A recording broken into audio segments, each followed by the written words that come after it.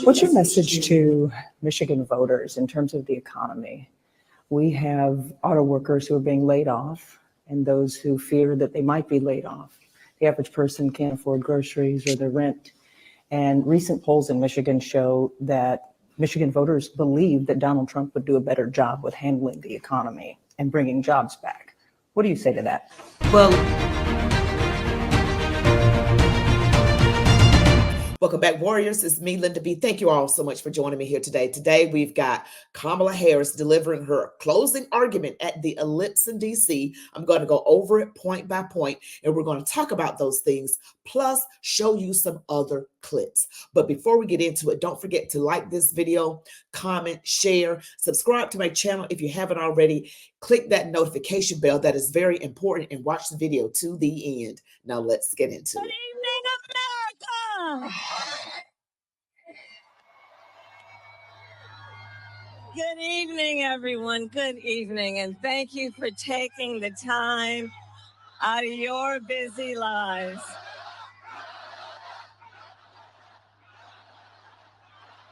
Thank you. Thank you. Thank you. Thank you. Thank you, everyone. So listen, 1 week from today, you will have the chance to make a decision that directly impacts your life, the life of your family, and the future of this country we love.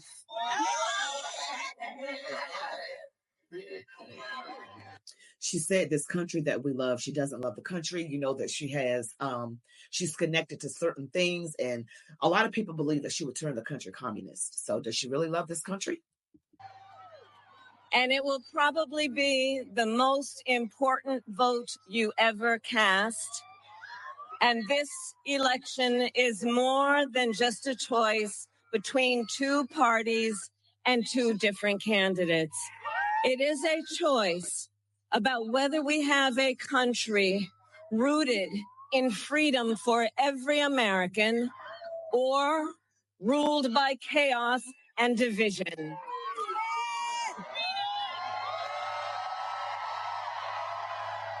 Many of you watching have probably already cast your ballots.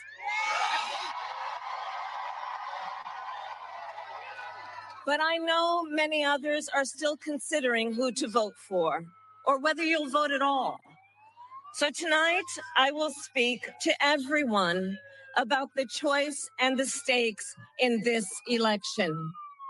Look, we know who Donald Trump is. He is the person who stood at this very spot nearly 4 years ago and sent an armed mob to the United States Capitol to overturn the will of the people in a free and fair election. An election that he knew he lost.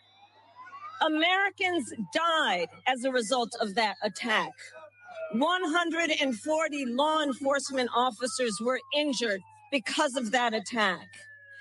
And while Donald Trump sat in the White House watching as the violence unfolded on television, he was told by his staff that the mob wanted to kill his own vice president.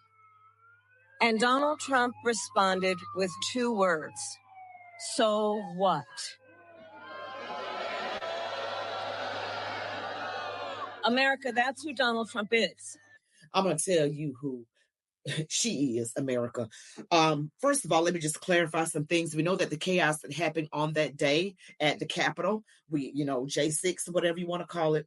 We know, those of us who know, and those of you who don't know, who may stumble across my channel, you need to know that that was orchestrated. That allegedly orchestrated, that the FBI did things, provoked people within the crowd, dressed up like Trump supporters. Antifa was involved in all of that. Donald Trump requested for National Guard on January the 4th, 2 days prior, but Nancy Pelosi shot it down. Donald Trump went to the mayor of D.C. She shot it down, and I just wish she would have called off the event once he found out that they weren't going to let him have National Guard, but he requested National Guard. And if National Guard had been given to him, this would not have happened. And if he had said, you know what, I'm not going to have the event because I feel like it's going to be a major event, then none of this, they would not be able to use this against him. But I just want you guys to know, Nancy Pelosi is on record it's out there if you want to look for it. It's not something that she knew was being done. Someone had their phone recording her as she took responsibility for what happened at the Capitol that day. So let's just be clear that everything that Kamala Harris says, she repeats the same talking points and the same lies. She'll bring up Central Park 5. She'll bring up stuff, but her history on Black people is horrible. She actually locked people up and extended their sentences and used them for cheap labor, and her family owned slaves. And I can go on and on and on. And she locked up Black parents for truancy, and she's going to pretend to be Black to get the Black vote. But all she did was spend her whole career splitting up the Black family. So if she wants the truth to be told, that's the truth on her. Donald Trump never issued policy that hurt Black people, not one time, not once. And that's who is asking you to give him another 4 years in the Oval Office. Not to focus on your problems, but to focus on his. And Donald Trump has told us his priorities for a second term. He has an enemies list of people he intends to prosecute. He says that one of his highest priorities is to set free the violent extremists who insulted those law enforcement officers on January 6th. Donald Trump intends to use the United States military against American citizens who simply disagree with him. People he calls, quote, the enemy from within. America, this is not a candidate for president who is thinking about how to make your life better. This is someone who is unstable, obsessed with revenge, consumed with grievance, and out for unchecked power. She's lying again. So she's saying he's out for grievance. He has an enemies list. You know what? People who went after Donald Trump went after him because he doesn't go along with the things that they're doing.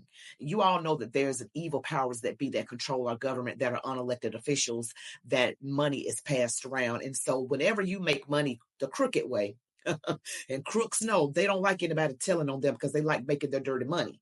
Okay, when Donald Trump said he wanted to drain the swamp got mad. The swamp creatures said, I don't want to be drained. I want to continue to be nasty, rolling around in this nasty, dirty money. And anytime you want to, you know what they say, snitches get stitches or wind up in, and that's what happens when you tell the truth and when you walk out of line. A lot of politicians walk in line so they don't have to face what Donald Trump is facing. This is just our history. You can look at JFK. You can look at Abraham Lincoln. Anytime someone wanted to get rid of the thing that was the money-making machine of that time, they went after that individual. Okay. Abraham Lincoln was against slavery, but slavery was a money-making machine, and he wanted to get rid of it. That's why they went after him. So anyone that wants to dismantle the evil is the one that is gone after. And back in the 1800s, there was no mass media. Now we have mass media, and the media is used to contort narratives, to lie to the masses. And Satan controls the airwaves. He's the prince of the air. And Satan, since he's the prince of the air and he uses the media to spew out lies, that means we should not listen to the mainstream media. We should do the opposite of what the media says. So she is part of the problem. She is part of that machine.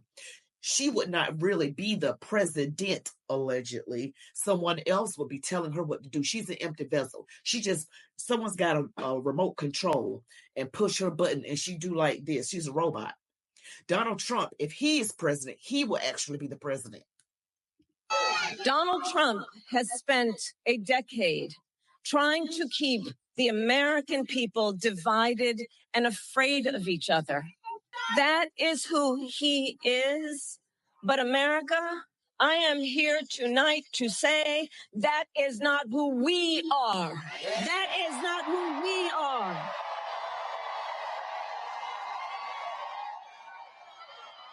That is not who we are.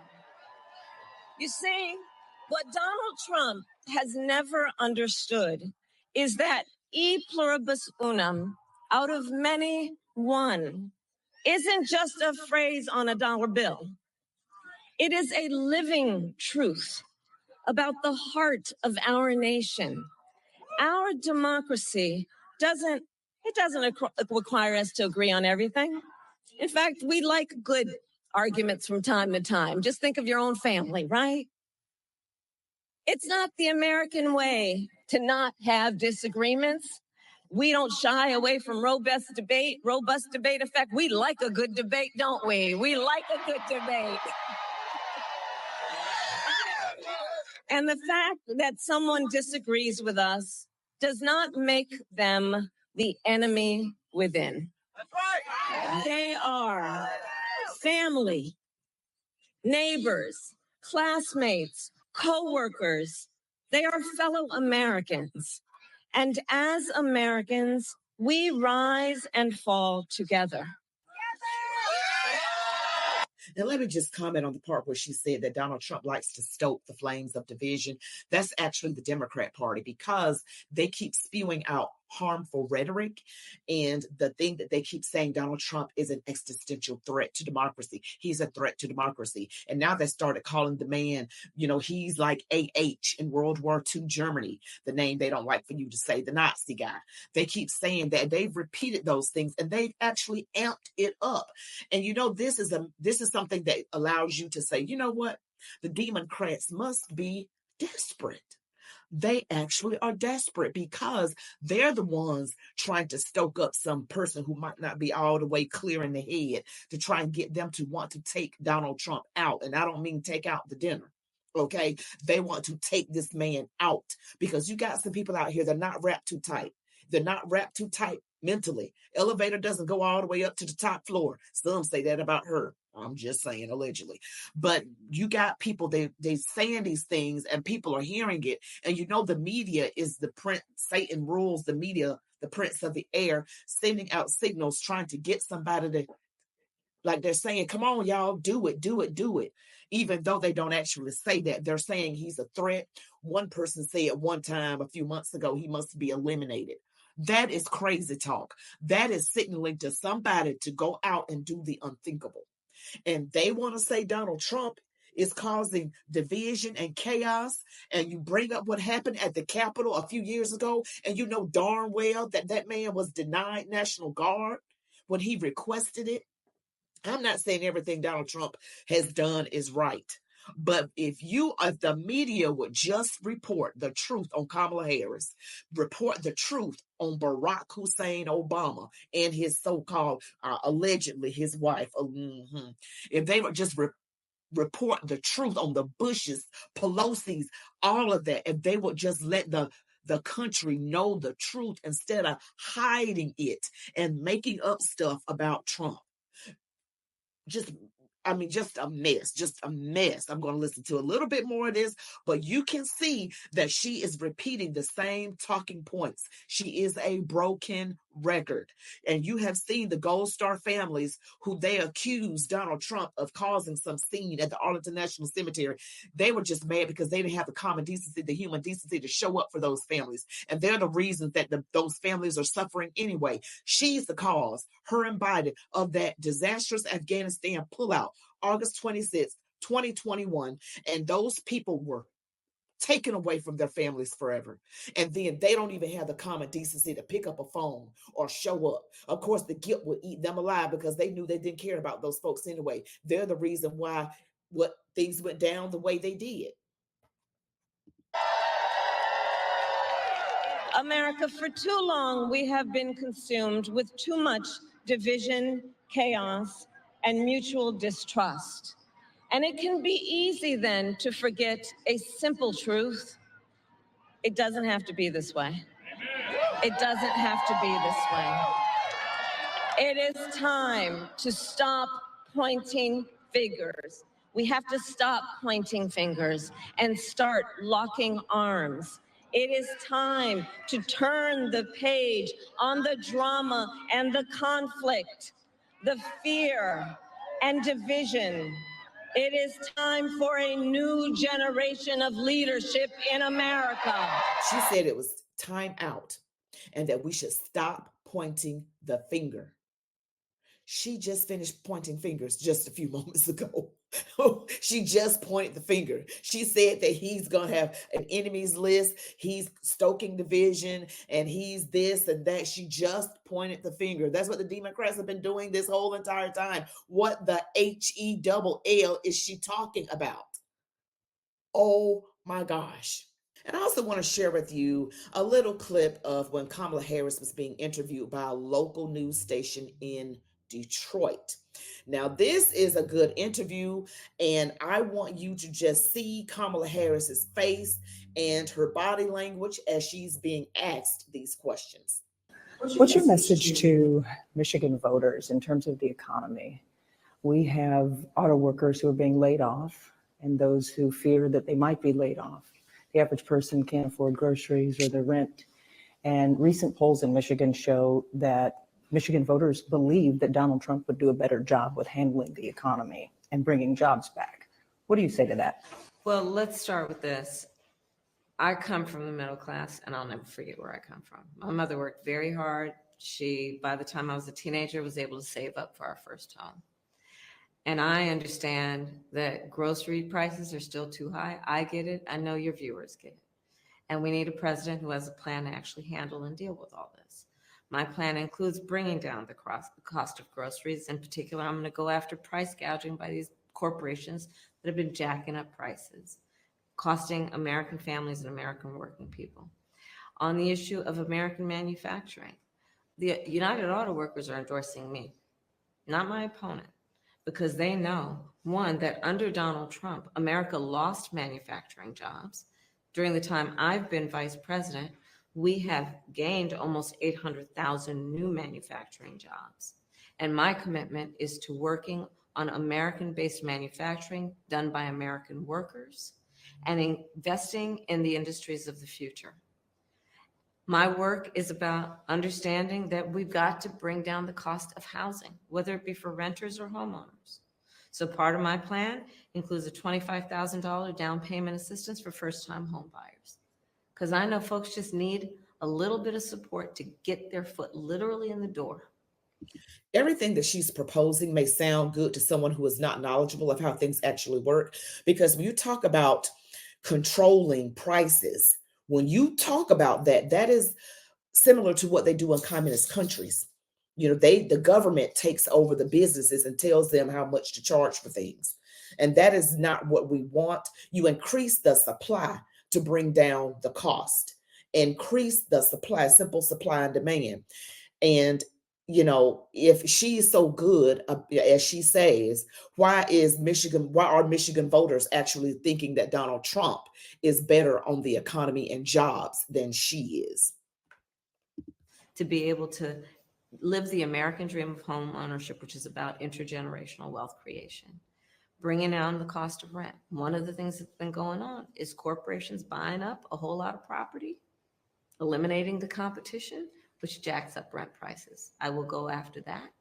But also, I will invest in working with the private sector builders and developers to create tax incentives and cut through the red tape, work with local government so we can increase the housing supply, bringing down then the cost of rent and the cost of housing in America.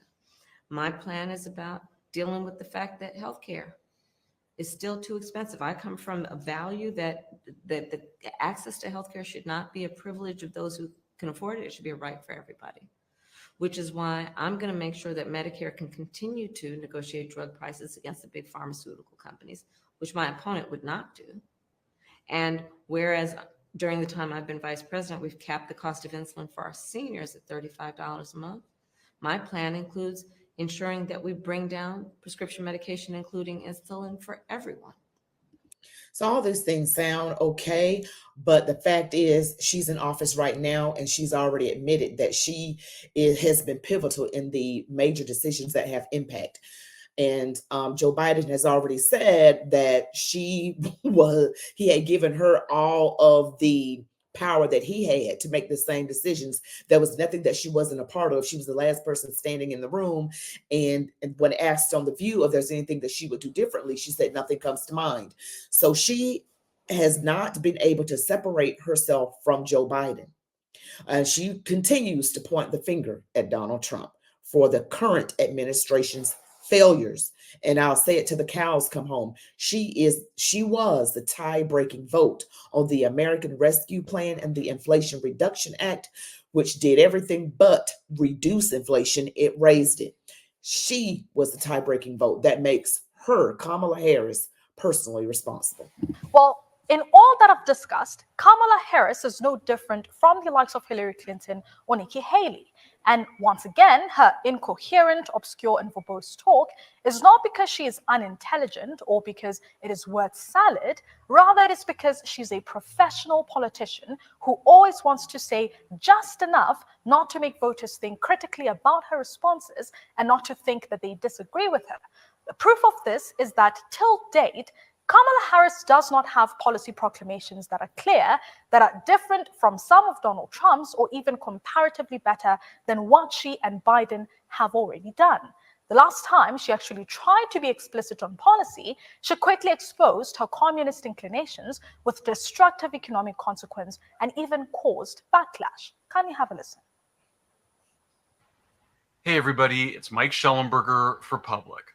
After weeks of Republicans and others complaining that she has failed to say what she would do as president, Democratic presidential nominee Kamala Harris will propose what her campaign is calling, quote, the first ever federal ban on price gouging on food and groceries, setting clear rules of the road to make clear that big corporations can't unfairly exploit customers to run up excessive corporate profits on food and groceries. It appears to be a major economic policy announcement and one directly aimed at solving what many voters say is their number one issue, inflation. But a more accurate way of describing Harris's proposed ban on price gouging is price controls, and their record in reducing inflation is awful. President Richard Nixon imposed them in the 1970s, which brought down prices immediately, but as soon as they were lifted, prices rose again. The fundamental driver of price inflation is too little supply, and so reducing prices ultimately has to be achieved by increasing supply. That's not to say it's never appropriate for the government to impose industry-wide price controls. The government can justify price controls in wartime and other emergencies where it must temporarily run much of the economy.